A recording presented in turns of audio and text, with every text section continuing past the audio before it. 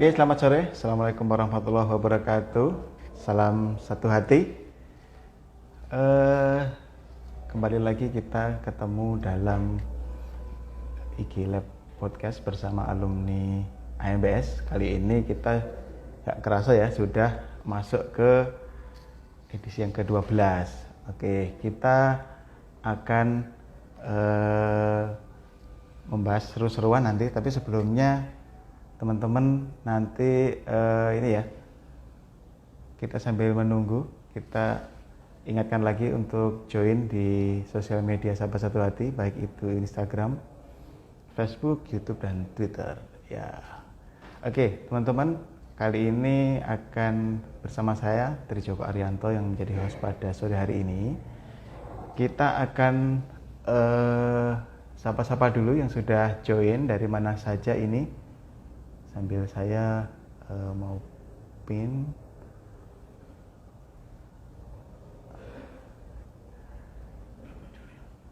Ya, kita akan pin dulu.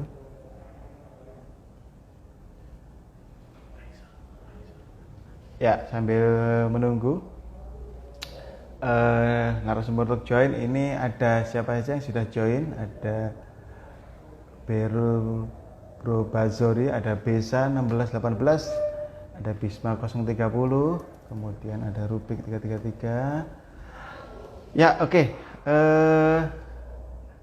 Nanti kita akan ada ini ya, akan ada hadiah untuk penanya terfavorit yang punya pertanyaan yang seru. Oke, kita akan menunggu narasumber bersama alumni AMPS tahun 2008. Beliau adalah Ahmad Bismillah. Kita coba lihat sudah join belum ya, Ahmad Bismillah ya ini. Oke.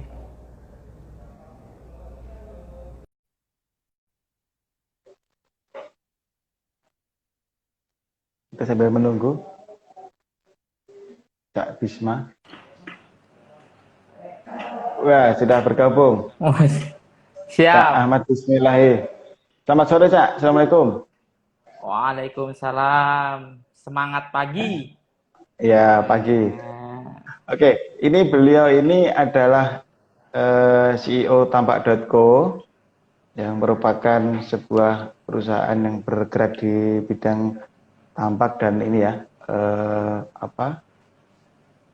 udang gitu ya. Dan juga beliau merupakan alumni ITB, ya, alumni ITB serta alumni AMPS tahun 2008 gitu ya. Oke, apa kabar Cak sore ini? Alhamdulillah luar biasa, Mas Joko. Cak Joko, ya tak panggil Cak juga, wes.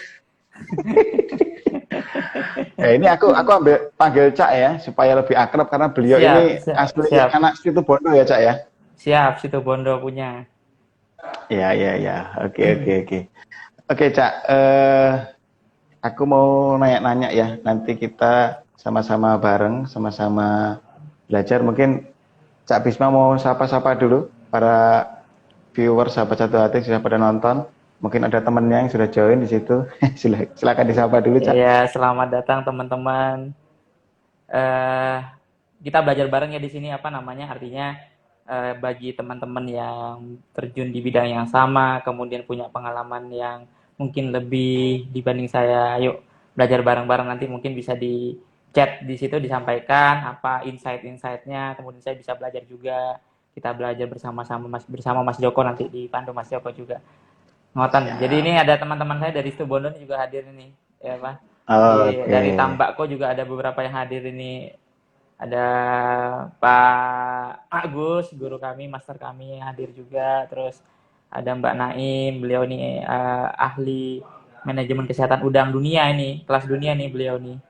Mbak Oh, Naim, terus ada Mbak Liris, CEO-nya Jalatek, ini untuk IoT-nya, di sisi IoT, di water quality monitoring-nya. Kemudian ada Mas Aryo ini, apa, sultannya Jogja nih ke depan ini. Kalau bahasa rasanya sultannya Jogja ini ke depan ini, ya Pak, Mas Aryo di ini, Mas Aryo. Terus ada Mas Fauzan, ini beliau ahli manajemen pakan udang, jadi beliau salah satu national sales manajernya Creating Indonesia gitu kan. Di ini juga, ini hadir juga. Terus ada teman-teman lainnya nih, teman-teman Jalatek ini juga hadir. Sama Oke, mungkin oke. alumni AHMBS juga nih hadirnya juga. Ya, oke, Cak. Cak, boleh di ini dong. Aku dikasih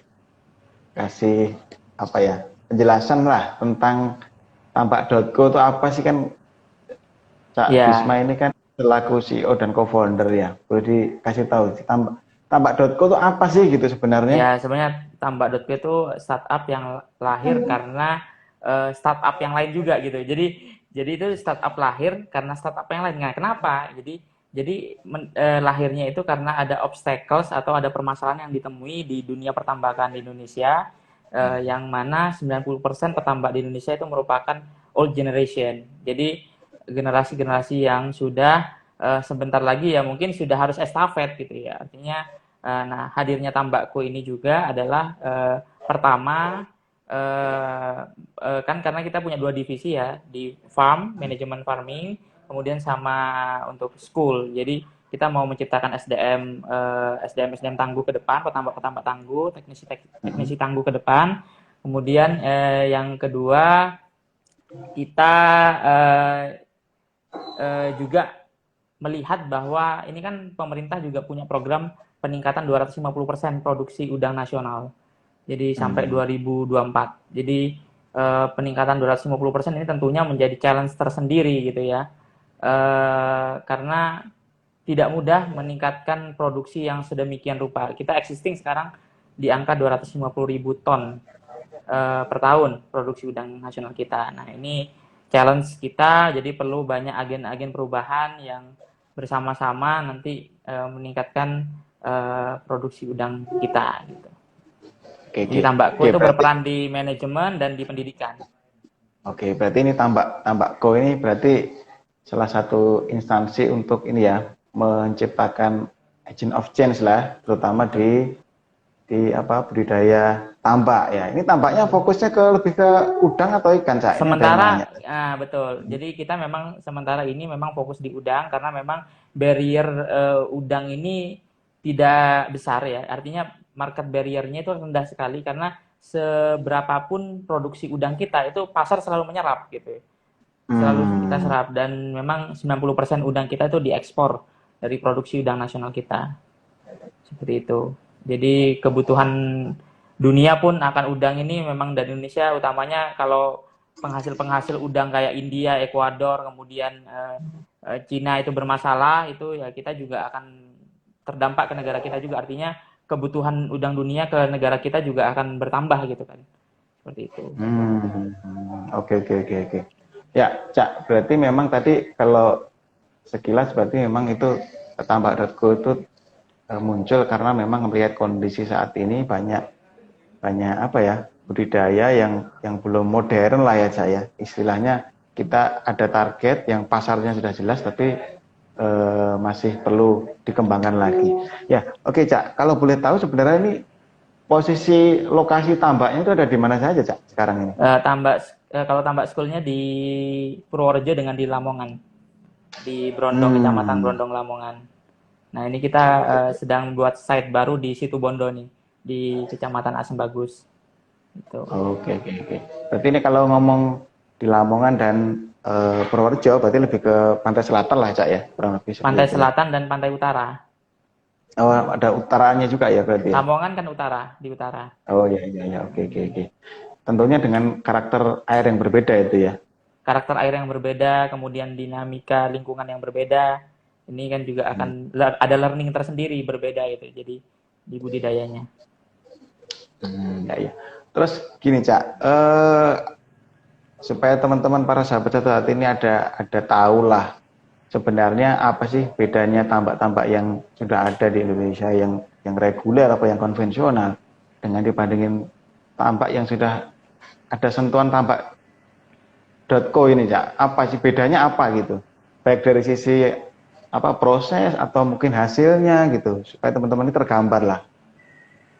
Ya, jadi apa namanya bedanya apa? Jadi memang Tambakku ini kebetulan nih master kita Pak Agus Saiful Huda ini stay tune juga nih. Ini Saya mohon bimbingan kalau ada yang salah-salah nanti Pak Bagus. Jadi beliau mantengin kita juga ini bersama-sama kita nih. Nah, jadi memang kita belajar dari 6 co-founder Tambakko ini memang punya spesifikasi masing-masing ya. Salah satunya juga yang kita terapkan di tambak.co juga itu terkait dengan flow model system namanya. Jadi yang ini yang meramu sebenarnya Pak Agus Saiful Huda, Chief Farming Officer kita gitu ya. Beliau yang men-trial kemudian memformulasi beberapa tahun terakhir sehingga ini bisa menjadi replicable, jadi sistem yang replicable. Jadi pendekatan yang selama ini lebih ke biological and chemical engineering, kita itu lebih ke pendekatan physical. Jadi pendekatan fisika, bagaimana dinamika posisi kincir sehingga bisa centralize gitu ya air ini, kemudian konstruksi kolam, bagaimana konstruksi kolam dan sebagainya. Itu memang yang concern utama di flow model system itu pendekatan fisikal. Oke. Berarti pendekatannya ya sudah cukup modern. Sudah menerapkan teknologi apa, Cak, kalau boleh tahu nih? Jadi kalau sebenarnya ini konsep flow model system ini konsep apa ya, ramah lingkungan ya sebenarnya. Jadi artinya minim inputan, karena memang kita semakin banyak inputan yang kita masukkan dalam proses budidaya, maka semakin banyak pula variabel yang tidak bisa kita kontrol dampaknya. Artinya ketika kita masukin obat-obatan, kemudian kita masukin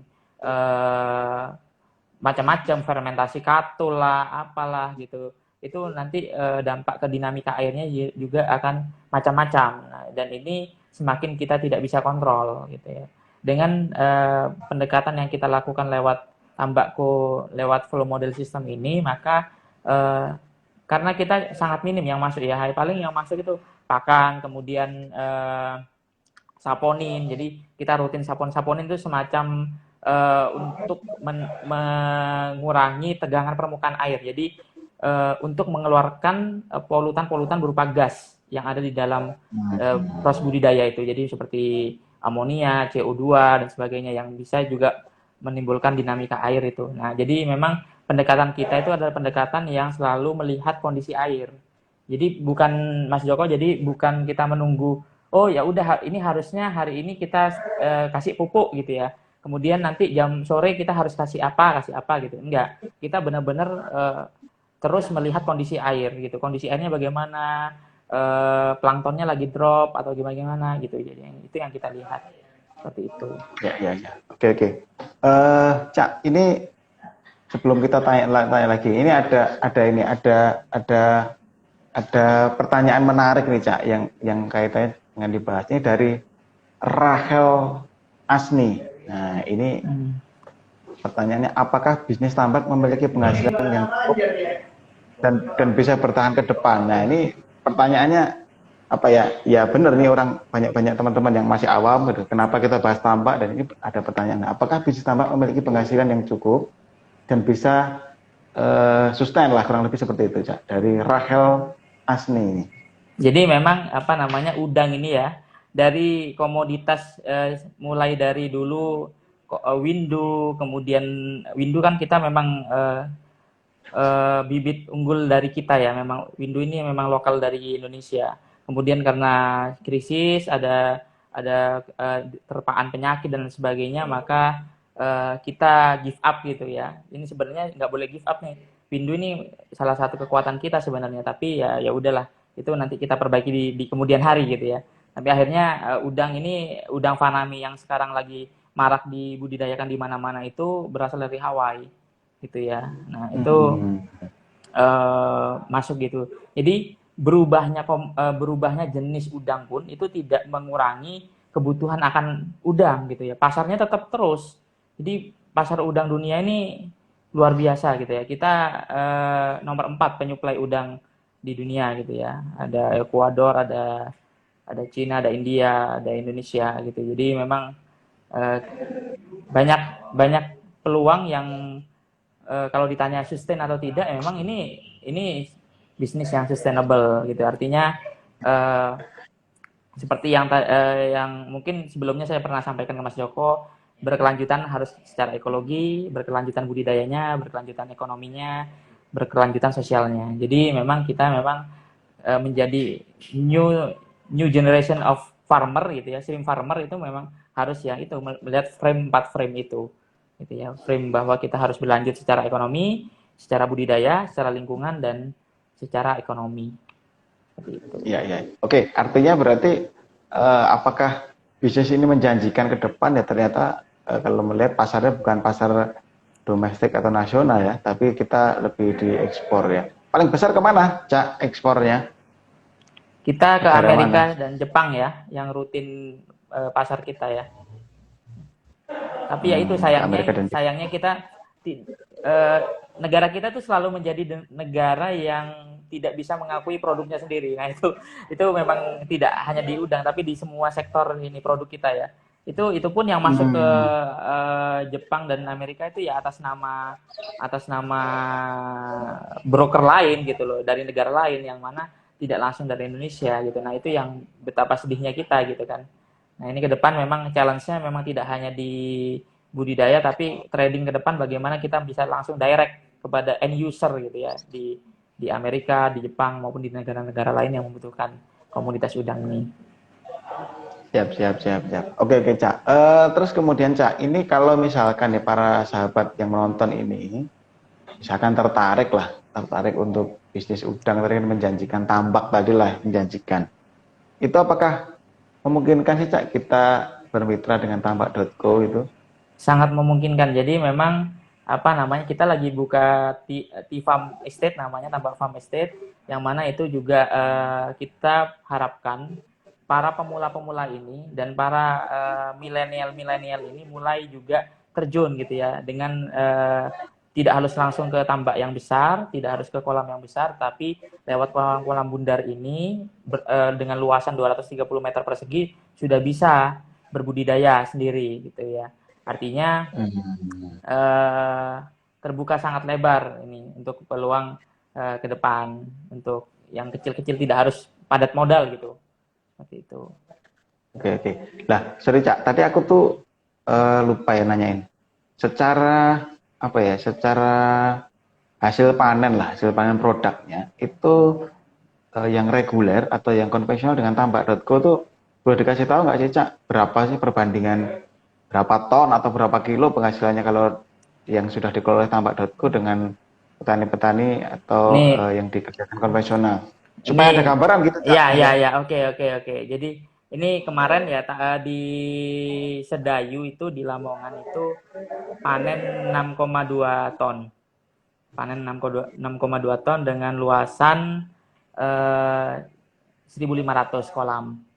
Gitu ya, 2 petak saja gitu kan. Itu tinggal dihitung saja berapa produktivitasnya itu dengan tebaran ya 100 sampai 125 gitu kan. Itu bisa dilihat. Oke, Nah, itu kalau yang itu biasa biasa. kalau yang tebaran biasa ya maksudnya dalam artian tidak menggunakan ya flow model system ya. Mungkin ya bisa hanya di per petaknya ya 2 ton gitu-gitu dengan luasan yang sama tentunya. Gitu. Jadi mungkin Oke, bisa oke, oke. hampir berapa ya 30 hampir 50% lebih baik ya. Iya, iya. Artinya tadi kalau 6,2 ton itu kan 1.500 kali 2 ya, berarti perbandingannya antara ya taruhlah bagi 3 ton, 2 ton sama 3 ton ya bisa 50% ya, Cak ya, perbedaannya ya, hasil panennya ya. Iya bisa sampai Oke, oke, segitunya. oke. Siap, Cak. Oke, ini ada pertanyaan, Cak, yang menarik ini dari Berul Labrar Basori ya, dari Berul Labrar Basori. Nah, ini kayaknya tertarik, Cak, mau buka tambang ini. Ini kira-kira kalau bagi pemula modalnya berapa sih, Cak, buat gambaran aja gitu. Ya, bisa sih sebenarnya apa Nah, namanya seru banget ya. Teman-teman di situ mensupport tuh ya suaranya. oh ya sorry. Sorry. Gak apa-apa. Aduh, lagi rang. Jadi memang lagi ini memang biasa kita di kantor jadi memang lagi apa ya euforia nggak tahu nih lihat apa nih teman-teman nih gitu ya sorry apa namanya ya memang balik lagi ke model Ya 30 pemula lah. juta itu Itu sudah bisa untuk kolam bundar ya. Jadi bikin kolam bundar, tapi belum untuk biaya operasional ya, itu segitu. Oke. Berarti memang ya investasi awal 30 juta lah ya untuk kolam Bisa, bisa, bundarnya, bisa. Sudah operasional gitu ya. Operasional dan artinya kalaupun ke depan mau sudah panen, kolam bundar masih bisa tetap dipakai, Cak ya gitu ya. bisa sampai 5 tahun. Ya, oke. Ini Cak, tambak.co tadi kan disampaikan ya, selain berbisnis kan juga buka semacam pendidikan ya atau sekolah. Tambak School ya, boleh diceritain nih Cak, apa sih Cak Tambak School itu apa dan untuk siapa saja sih kira-kira yang bisa join gitu di Jadi Tambak memang School itu? Tambak School itu memang lahir karena ini ya. Karena kita tadi pingin meng-create SDM petambak teknisi dan pembudidaya petambak baru yang lebih aware dengan teknologi, kemudian aware dengan data, kemudian selalu bisa update dengan perkembangan terbaru, dengan challenge-challenge terbaru, kayak penyakit-penyakit terbaru, bagaimana memitigasinya. Nah, ini harapannya lewat Tambak School ini kita bisa create SDM-SDM yang agile, yang adaptif juga, artinya dengan segala tantangan yang ada gitu ya. Kemudian siapa saja yang bisa gitu ya, siapa saja yang bisa. Fresh grade itu kita ada program reguler, itu satu siklus budidaya penuh 120 hari kurang lebih, lulusan-lulusan dari sekolah kejuruan maupun S1 ya. Itu sekolah yang reguler. Kemudian ada kelas eksekutif, kemudian eksekutif itu lebih kepada newcomer. Jadi newcomer yang sudah punya tambak, kemudian atau baru mau investasi tambak, kemudian dia ingin tahu bagaimana mekanisme budidaya, kemudian bagaimana mekanisme bisnisnya, dia bisa masuk kelas eksekutif. Kemudian yang ketiga itu ada kelas private, di mana dia bisa kunjungan kita bisa ngirim trainer-trainer kita kepada tambak-tambak mereka masing-masing. Misalnya mereka langsung mau belajar di tambak onsite langsung gitu ya, di tambaknya mereka masing-masing. Kalau eksekutif masih di tempat kita gitu, tempat tambakku gitu kan, di tambak school. Jadi kalau private ya kita ke tempat mereka gitu ya, seperti itu. Jadi tambak school apa sih kelebihannya gitu? Kelebihannya kita juga mengajarkan tidak hanya hard skill di bidang budidaya, tapi juga soft skills. Bagaimana di era sekarang kita butuh adaptability yang tinggi, kemudian kita butuh effective communication. Jadi artinya menjadi pembudidaya maupun menjadi teknisi tambak itu juga harus bisa komunikatif. Artinya bisa mengkomunikasikan kepada tim yang ada, bisa mengkomunikasikan ke pihak-pihak. Karena misalnya kita ada problem dan sebagainya, kita harus koordinasi dengan misalnya dengan asosiasi dan sebagainya gitu kan. Itu perlu orang-orang yang bisa komunikasi dengan baik. Dan kita juga bisa financial literacy juga kita ajarkan, financial literacy, kemudian sama juga English communication ya. Jadi karena dunia tambak ini dunia internasional gitu. Jadi udang ini merupakan komoditas yang stakeholdernya bisa dibilang internasional gitu ya, tidak hanya lokal saja, tapi kita bisa saling belajar dengan teman-teman di Vietnam, teman-teman di India, di Ekuador, kita bisa belajar gitu. Seperti itu Mas Joko. Oke, berarti memang tadi ada 3 ya, yang untuk fresh graduate, kemudian ada eksekutif dan private.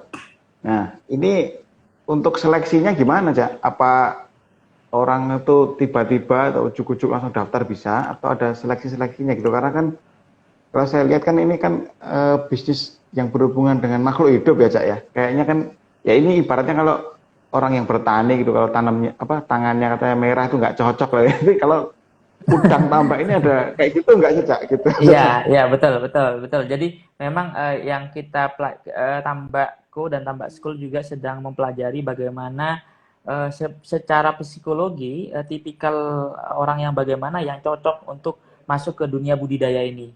Jadi tidak semua orang memang kadang orang yang mungkin secara theoretically pintar, dia cakap, tapi ketika di lapangan dia tidak baik, kemudian dalam artian dia tidak bisa sabar, dia tidak bisa persisten melakukan sesuatu di tambak, karena tambak itu butuh benar-benar kesabaran, sampai bagaimana udangnya lagi stres atau bagaimana dia harus bisa merasakan gitu kan, itu juga merupakan skill tersendiri. Sehingga kami sedang memformulasi bagaimana mendefinisikan orang-orang yang kira-kira cocok di budidaya, sehingga untuk diseleksi awal kita akan pastikan dulu orang-orang ini yang kira-kira secara psikologis dia cocok gitu ya, secara talent dia cocok gitu. Baru setelah itu mungkin kita akan seleksi lewat kompetensi. Dari kompetensi itu baru kita yang lolos itu kita hands on langsung dengan lapangan gitu, bisa sekolah langsung di lapangan selama kurang lebih 3 bulan sampai 4 bulan itu.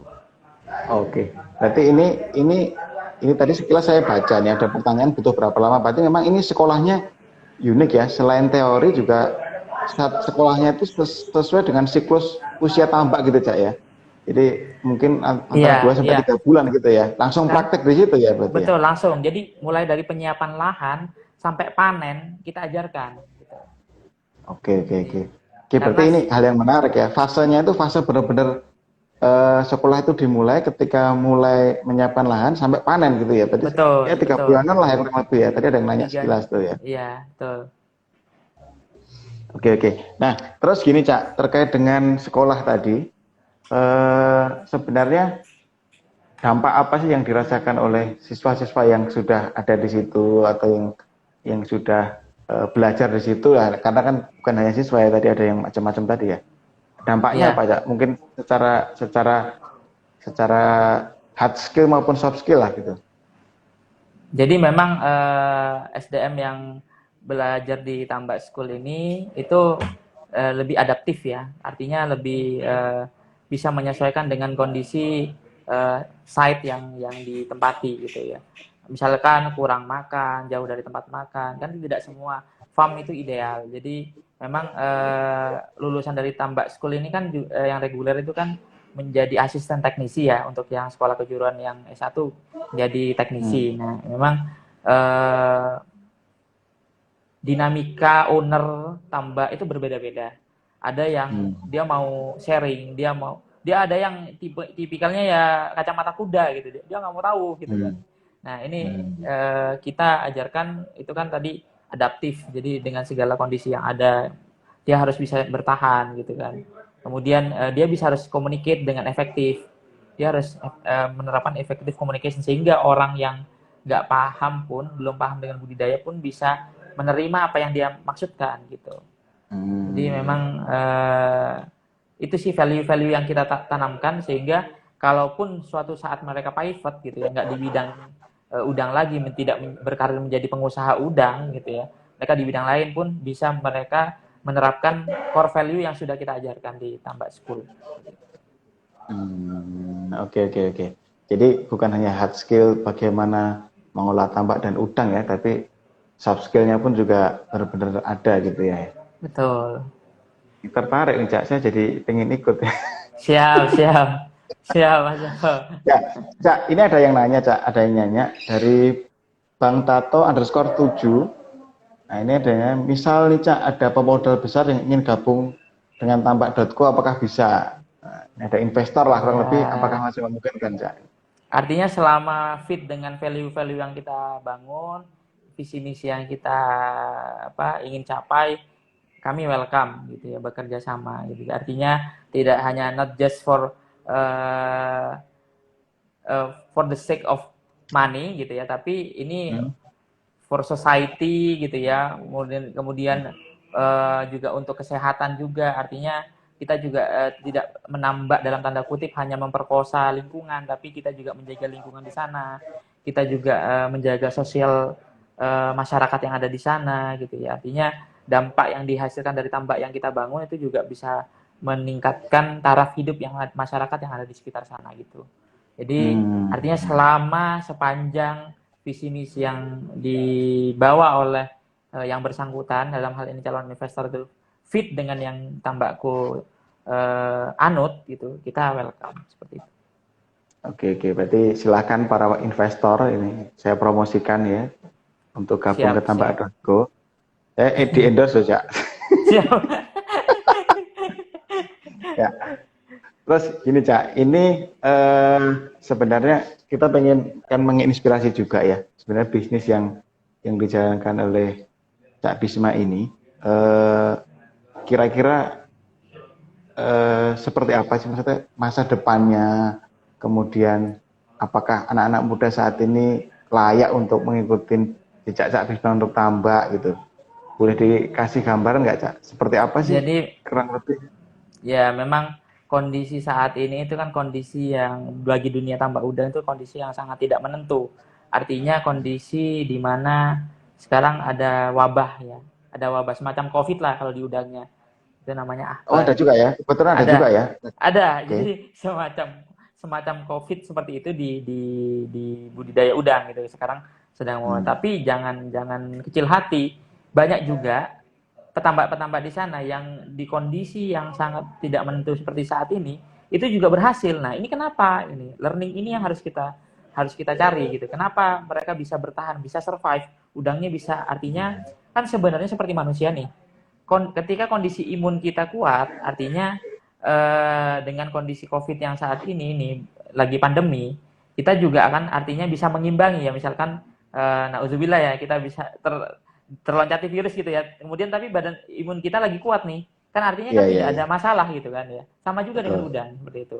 Ketika udangnya sehat, lingkungannya sehat, artinya kalaupun ada penyakit, penyakit itu selalu ada gitu. Tidak pernah eh, bibit penyakit itu selalu ada gitu di mana-mana. Jadi ada window di mana dia bisa outbreak. Nah, ini yang kita jaga supaya window untuk outbreaknya itu tidak mewabahnya ini yang kita tutup pintu peluangnya ini itu seperti itu. Hmm. Ya, ya, ya, ya. Oke, oke, oke, Cak. Menarik ya, Cak. Berarti memang kalau memang pasti bisa ada challenge-nya ya, ada tidak mulus-mulus saja lah kurang lebih seperti itu. Meskipun tadi Iya, kalau pasti. melihat hasilnya sampai 6,2 ton, pasarnya masih luas, tapi memang ya tetap ada challenge-nya ya, namanya juga berbisnis kan gitu. Dan Nah, anak ini muda Cak, cocok, ini Mas Joko. Anak anak muda muda cocok cocok ya masuk itu di ya. situ. Iya, Oh, iya. saya masih muda loh, Cak. Siap, siap, siap. Cak, gini Cak, ini tadi ada beberapa yang nanya, kalaupun pengen bergabung ke tambak.co atau mungkin mau belajar di tambak school, itu bisa menghubungin apa Cak? Apakah Bisa ada bisa iklannya atau apa gitu Cak? bisa ke bisa langsung ke Instagram atau ke web kita. Ada Di Instagram yang bisa dihubungin Cak? Atau @tambakschool, sosmed? @tambakco. Bisa dihubungi itu. Oh di situ ya, @tambak_school, @tambak_co. Silakan ya Ya, teman-teman bagi yang berminat, termasuk mungkin tanya-tanya biaya-biaya dan lain sebagainya, mungkin nanti akan dijawab di situ ya, kurang lebihnya. betul. Nah, ini Cak, Cak Bisma ini kan merupakan alumni AMBS tahun 2008 lah ya, 2008.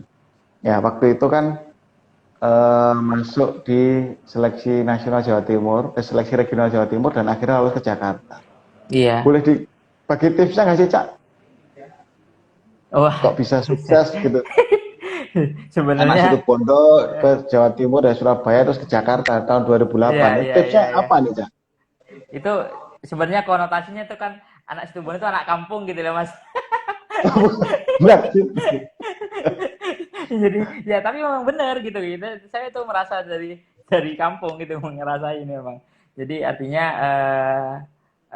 apa ya pertama memang value yang bahwa kita menjadi pembelajar itu ya.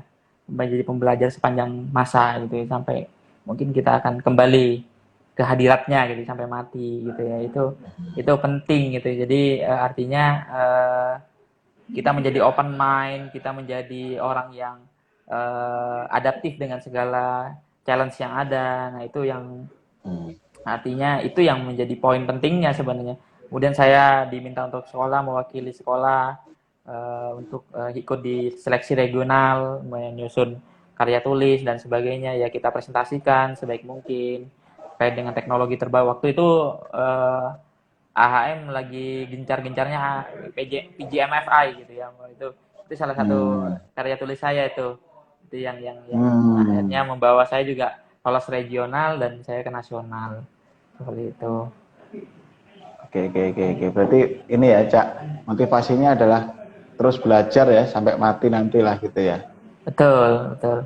Long life Ya, learner. ya kalau long life learner ya. Oke.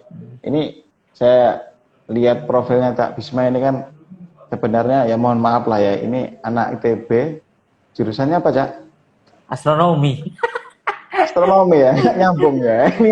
Ini keunikan Cak Bisma ya. Jadi beliau ini jurusan astronomi tapi sukses di tambak gitu kan. Sebenarnya jauh banget ya antara langit dan laut itu kan jauh banget lah gitu. Tapi nyatanya bisa. Gitu. Amin, amin, Ini amin. karena beliau tadi memang mau belajar di manapun dan sampai kapanpun, kurang lebih seperti itu. Nah, terus gini Cak, setelah dari AMBS Nggih. ada mindset apa Cak yang didapat di AMBS itu, atau ada hal yang value apa sih yang didapat setelah Cak Bisma waktu itu ikut AMBS di 2008 itu? Jadi memang apa ketika di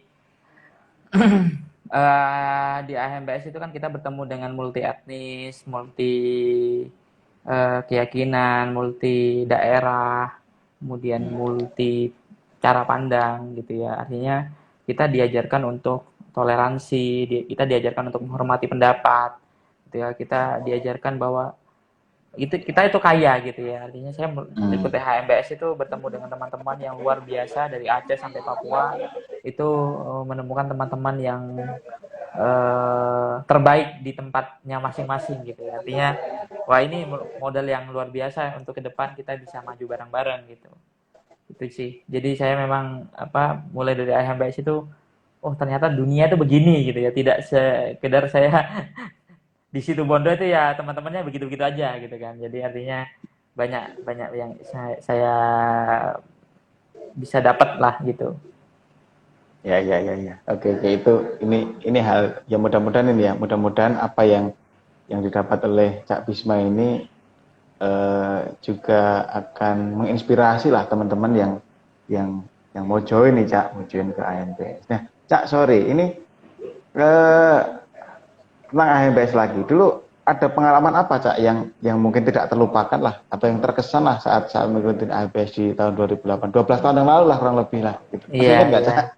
Iya, iya, iya. Ya jadi saya itu naik pesawat pertama gara-gara AMBS. Terus masuk TV live pertama gara-gara AMBS. Jadi waktu zaman saya itu masih ada Global TV, itu saya mewakili angkatan saya untuk di live bersama beberapa stakeholder AHM gitu. Seperti itu. Oke. Wah itu berarti orang tua seneng banget ya anaknya masuk TV Luar gitu. biasa, luar biasa. Orang tua, sekolah gitu. Itu sekolah sampai nonton bareng gitu. Nobar ya, sampai nobar ya. Gitu. Ya. Oke. Ya, oke. Ini Cak, ini boleh ya, ada yang nanya lagi boleh ya? Mungkin satu Oke. penanya lagi deh. Satu Monggo. penanya lagi. Ini coba saya sambil cek-cek ya. Nah, ini dari Bali nih.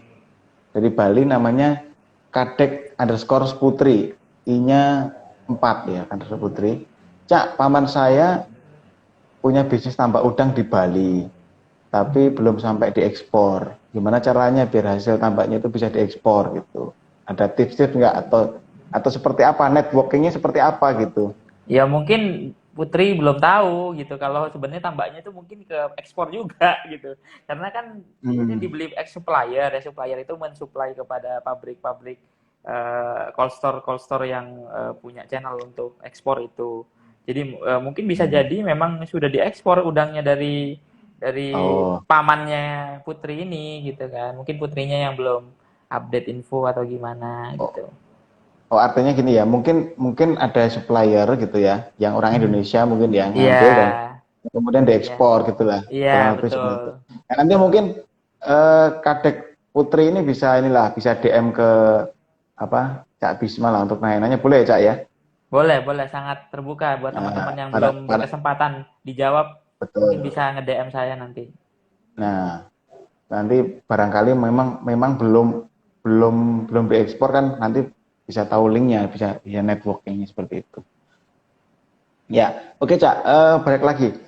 Ini kan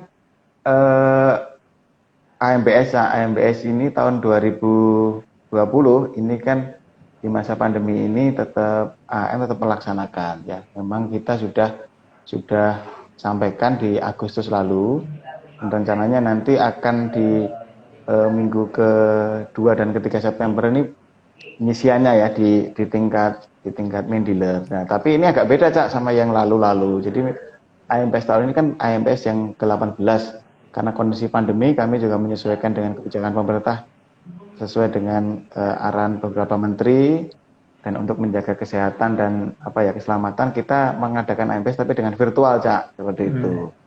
Nah, itu ada seleksi main dealer, ada regional, dan nanti nasional. Harapannya nanti di bulan November itu sudah awarding semua pakai virtual ya. Semua pakai virtual. Harapannya nanti teman-teman juga bisa ikut. Pendaftaran masih dibuka ya. Pendaftaran ini masih dibuka sampai dengan, kalau nasionalnya sampai tanggal 12 September, tapi mungkin teman-teman yang di daerah bisa menghubungi main dealer masing-masing gitu ya. Nanti kalau teman-teman ada pertanyaan terkait dengan AMP Student, boleh DM ke Instagram Sahabat Satu Hati atau menghubungi main dealer yang ada di daerah masing-masing, seperti itu. Nah, harapannya teman-teman ini bisa ikut. Nah, ini salah satu contohnya adalah Cak Bisma ini. Ini beliau sukses ya. Jadi pengusaha sukses, masih muda usianya. Amin. Jauh di bawah saya. Ini sorry Cak, saya nggak tahu nih. Cak Bisma itu kelahiran tahun berapa nih, Cak? Oh, masih 28 ya. Tahun, 28 ya.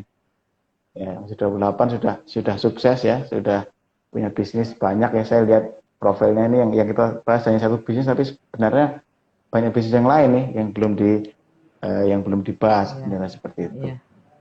Nah, mungkin Cak Bisma, Cak, boleh sebelum kita tutup boleh kasih motivasi ke adik-adik kita untuk calon-calon peserta MPS atau terkait dengan bisnis, motivasi apa yang bisa disampaikan Cak Bisma mungkin sebelum kita tutup nanti.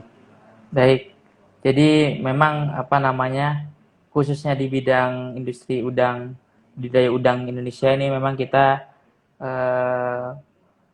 nomor 4 di dunia gitu. Jadi artinya kita masih punya kesempatan untuk menjadi nomor 1 dengan luasan areal Indonesia 2/3-nya itu areal perairan gitu. Itu merupakan dengan sumbangsi PDB, produk domestik bruto kita dari sektor perikanan ini tidak masuk 3 besar gitu ya. Nah, ini pertanyaan buat kita generasi yang melanjutkan generasi yang saat ini mungkin ini gitu ya. Ini challenge buat kita anak-anak muda itu bisa bersama-sama mungkin lewat nanti yang lolos AHMBS juga gitu ya, nanti alumni-alumninya bisa berkiprah gitu ya, mungkin bisa mengikuti jejak saya bersama saya juga, bersama teman-teman di Tambakko juga gitu ya. Kita bisa menjadi juara di dunia gitu ya dari sektor ya perikanan dan budidaya ini. Jadi memang bangsa kita memang membutuhkan orang-orang yang mau terjun, mau menjadi pelaku, mau bersusah payah gitu ya. Artinya susah payah tidak selamanya, karena susah payah di awal saja gitu. Jadi sebenarnya kalau mau nih anak-anak muda nih capek sedikit aja ya, wah luar biasa Indonesia nih, kita cepat menjadi bangsa yang maju. Gimana gitu. Jadi itu saja Mas Joko, mungkin dari saya semangat buat adik-adik AMBS 2020 yang ke-18. Semoga semuanya semangat, artinya berikan yang terbaik, kemudian sampai jumpa nanti mungkin kalau bisa saya main-main lah di secara online juga, digabung di proses AMBS 2020, mungkin nanti kita bisa ketemu juga. Semoga ya. Oke. Tak terasa nih Cak, kita sudah mau di penghujung acara. Jadi tentunya kami terima kasih kepada Cak Bisma ya, yang sudah menginspirasi kami dari tentang yang nggak tahu sama sekali tambak dan bisnis udang gitu. Sekarang sudah tahu lah, ada gambaran ya, sedikit gambaran, dan barangkali nanti ada yang meneruskan ya, silakan ya. Masih banyak nih Cak pertanyaan-pertanyaan sebenarnya, baik yang teknis maupun non teknis ya. Dan tentunya karena kita terbatas oleh waktu, jadi mohon maaf pada para sahabat yang sudah menulis di kolom komentar, tidak bisa dijawab satu-satu. Nanti untuk hal yang teknis nanti bisa langsung menghubungi Cak Bisma atau di tambak.co atau tambak school ya, nanti terkait dengan pembelajarannya. Untuk teman-teman yang lain yang terkait dengan AMPS, silahkan nanti bisa menghubungi kami di sosial media, baik di Instagram, Facebook, Twitter, dan YouTube Sahabat Satu Hati. Tentunya nanti tadi Cak Bisma minta join, nanti awarding ya Cak, awarding kita undang karena kita akan online Cak. Siap. Dan alumni AMBS juga harapannya bisa bisa join ya di virtual lah. Jadi ini nah, jadi Siap, reuni virtual lah ya siap, siap, di siap, akhir ini, di siap. akhir penutupan nanti. Ya, sekali lagi terima kasih Cak sudah bergabung bersama kami dan Sami-sami. untuk para sahabat yang sudah join juga terima kasih sekali. Untuk pertanyaan terfavorit nanti akan kami umumkan di sosmed dalam waktu dekat. Dan tak lupa kami ingatkan untuk acara ngobras ini untuk hari Kamis depan tetap ada. Yang ke-13 tentunya dengan tema-tema yang lebih menarik juga, tak kalah menarik. Dan sekali lagi saya sampaikan kepada adik-adik yang belum mengikuti AMP, silahkan ikut, mudah sekali, itu hanya karya tulis yang temanya tahun ini ada 5 ya, ada pendidikan, kesehatan, pemberdayaan ekonomi masyarakat, lingkungan, dan teknologi inovasi. Tidak harus idenya itu sudah diimplementasikan, baru ide dan gagasan saja sudah bisa gitu ya. Dan bentuknya hanya PPT, panduannya juga sudah ada. Ya, silakan ikut. Link pendaftarannya ada di bio Instagram kami. Oke, sekali lagi terima kasih Cak Bisma dan teman-teman semua. Selamat sore, salam satu hati. Assalamualaikum warahmatullahi wabarakatuh. Waalaikumsalam warahmatullahi wabarakatuh. Selamat sore dan semangat pagi.